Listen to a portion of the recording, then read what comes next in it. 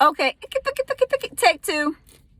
Something that I wanted to share is this. First, I would like to say that I hope that you all spent yesterday honoring the legacy of Dr. Martin Luther King Jr. in some way, where you reflected on his life, and not just the life that is presented to us in history books, but the life of what he did and giving of himself and being a public servant who wanted liberty and justice for all people.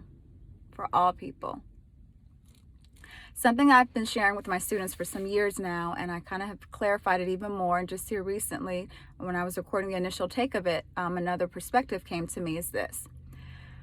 And I'm targeting my young people here. I need for y'all to situate some things, because I don't believe as adults we've really been setting the best example for you. Thinking about hunting. When a hunter is preparing to go to his lease so that he can hunt, shoot a deer or a buck, there's a whole level of preparation that is made. One of my good friends has talked with me about this, like what's done to prepare for this. Now, I can't imagine doing it, but I understand that it is a craft, it's a sport. I get it. So he prepares. He doesn't just show up at the lease at 10 o'clock in the morning making all kinds of noise. No. You've been making preparations for this moment, for this season. You've gotten your license. You've gotten proper gear. You've gotten proper bullets. You have proper weaponry. You have proper everything. So you prepare, and you're sitting in this lease. I think they go there maybe as early as 3, 4 o'clock in the morning, and you are waiting. There might be one deer you're like, okay, that's a good one, but yeah, no. Another deer, okay, that's a good one, yeah, but no. A young buck, now I'll wait. Reasoning, processing, assessing, determining, prioritizing. So when he finds the deer that he wants and he hits his target, it is a sense of accomplishment. And that is the same thing that happens when a man is in pursuit of a wife. A man is in pursuit of a woman that he means to be serious about and with. It is the same thing. He doesn't go about it randomly. He doesn't pursue it in a sense of, well, I'm going to do X, Y, Z, blah, blah, blah, and be random and ungentlemanlike and expect for her to accept it and then still in turn be my lady or be my woman or be my wife. No, when a man considers a woman that he would like to be in his life because he understands the value of her, because he understands and respects her and the gift that she has been created to be, he carries himself in a different way. He pursues her in a different way, because men pursue what they want. But we have been creating a dynamic to where the universe is out of whack, where the woman was created as a man's helpmate, created from his rib, the rib that protects his heart. His arm goes around her to protect her. But she was a rib. A rib is solid. I've told someone before, you don't know what to do with me because you're accustomed to chicken bones. Not taking away from those women, but you're not accustomed to people who are holding you accountable. You're not accustomed to people who are engaging with you to understand why you do things to help you become the best version of yourself. And so because you don't understand that, you don't know how to process me. Again, not taking anything away from those women, because my prayer is that they too realize that were designed to be ribs, and that they will come up and rise up in that. But when you know the value and the worth of who you are and the purpose of who you are and what you bring to the table, honestly, you don't have to fight to show someone who you are. You don't have to do it. You just be who you are and who God has created you to be. So because you know who you are, you can just be comfortable in that and know, okay, so you can't process that I'm your rib or a rib. Kindly, sir, nice to meet you. Or maybe we still have an interaction, but we're not going to have the interaction of where we are going to connect to see in the way of getting to know each other and learn about each other to see if we're going to be serious to move to the next point. But bringing it back, men pursue who they want. But because women, we have gotten out of our element and we don't realize our true value and our true worth, some of us have started running after men and chasing after them as if that is the design, and it's not the design. And so because women have been doing that, and because we see each other as competition, and I have to do this, I have to get his attention, I have to do this, I have to do that, a lot of men have come to believe that they are in fact the prize, that they in fact are the jewel in the crown. But that is not true. And a man knows that. Now, young men or men who are impersonating a man don't understand it because they haven't matured yet. And prayerfully they will. But when a woman knows her value, a man knows his position, the two can come together and complement in a sense of mutual respect and understanding of not what can I get from you, not what can I get from you, but do we have a commonality where we can come together to forge a life together, a life of purpose, where you bring out the best in me and I bring out the best in you?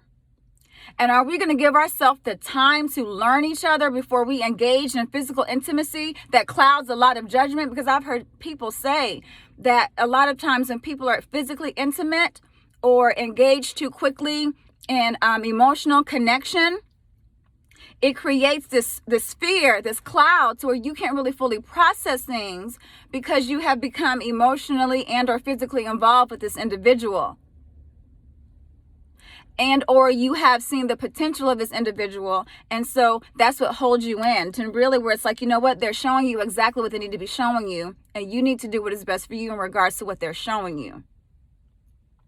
I've been in situations where men have asked me, well, what's wrong with you? You're not acting right. And because I reflect and I think a lot. I spoke with my dad recently and he told me that he's a deep thinker. He was like, your mom is a deep thinker. He's like, that's where you get it from. So I have a double side of it because I do think a lot and I overthink and overanalyze, but I'm getting better with balancing that properly. But I reflected within myself, why is he telling me, or why are they saying to me, you're not acting right? Well, they're saying to me I'm not acting right because they're accustomed to women pursuing them. They're accustomed to women running after them. And I was not raised like that. My mother didn't raise me like that, to run after a man, to pursue a man. I don't know what that means. That's out of character for me. I'm actually uncomfortable.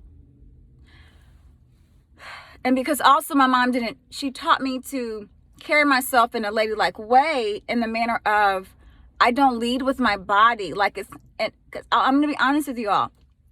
I get uncomfortable if I know a man is like gawking at me, or even if he's just like slightly looking at me, just admiring me in a respectful way. Now, when it's like that, I'm not as uncomfortable. But when I know a man is like gawking at me or leering at me, it makes me really uncomfortable because I don't like to be viewed as just like my body. Like, that makes me uncomfortable. And that's something that I'm figuring out within myself too. Like, yes, I like to present myself well. I like to carry myself well, but I don't lead with my body. It makes me uncomfortable, y'all. And in connection to the video I did about Top Model, I don't lead with my body because that changes. That's not something that's going to be solid and that's going to stay. Right? And my mom taught me to lead with how I carry myself, as a virtuous young lady, as a young lady who has a goal or dreams. Excuse me, y'all, I went off on a tangent. So bringing it back, men pursue, and they actually feel good about it. I've heard situations where young people that I mentor or my students I talk with who confide in me, share with me various stories about, why they do what they do. And I'll say, a lot of my boys have told me, a lot of my young men have told me, they do it because the young ladies allow it. But if they would just put their foot down, they would adjust and adapt themselves. And so I've been in situations where I've dated people and I've stopped dating them because the dynamic wasn't healthy for me. I was like, yeah, this is not going to work for me. So I just politely was like, you know what, no hard feelings. We're going to stop this space that we're in. I'm going to take some time to myself, and then we can come back and be like, hey, how you doing? And I can say that that's easier for me. It was easy for me to do that because I had boundaries set. So whatever your boundaries are, set your boundaries. Because it's easier to walk away if necessary when you have your boundaries set before you get so engaged or connected in that dynamic to where it's harder to walk away. So know yourself, know your value, know your worth as young men and as young women. If you are considering engaging in getting to know someone, Don't lead with the physical. Lead with being honest and transparent. We play these games that are just a waste of time. Okay? Dating should not be for sport. Courting/dating was originally for determining a connection to see if there was going to be a serious relationship that led to marriage, but now we've made a sport of it, and it's really sad. It's not what it was intended for. Young ladies, know your value and worth. Young men, know your value and worth. Young men, understand that a young lady can say no if she doesn't want to give you her phone number. Young men, understand and know that just because she politely says no, or maybe she's not polite, doesn't mean you have a right to disrespect her. Young ladies, it doesn't mean that you should be ugly, disrespectful, or rude. You can politely say no, thank you. But don't feel like you have to give a phone number or do something that you don't want to do because you're afraid of a response to the result. Be mindful. We need to be mindful of our boundaries and our situations that we put ourselves in. Be mindful of how you're conducting yourself. What messages are you sending? Okay? Just be mindful. And really understand and know and love yourself. Young men, young women. We can't get love from other people. We can't receive love from other people in a healthy, constructive way. We don't healthily love ourselves and see ourselves as valuable. A woman can't validate you. A man can't validate you. That has to come from within and from your creator.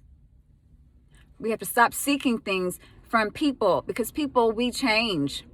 People, we're different from day to day, time to time. So we cannot put our happiness solely on a person. Now, a person can make us happy, but happiness, joy, peace has to come from within. That's something we have to nurture from within. Because what if the person that we're expecting this from, whether it's a romantic relationship or a friendship or a familiar relationship, what if they're having a bad day? Or what if they're ill? Or what? So many factors. So we have to do the work within ourselves and not expect other people to do it for us. They can complement it, but they're not solely responsible for it. So I kind of talked about a bunch of different things, but I do hope it was encouraging you all.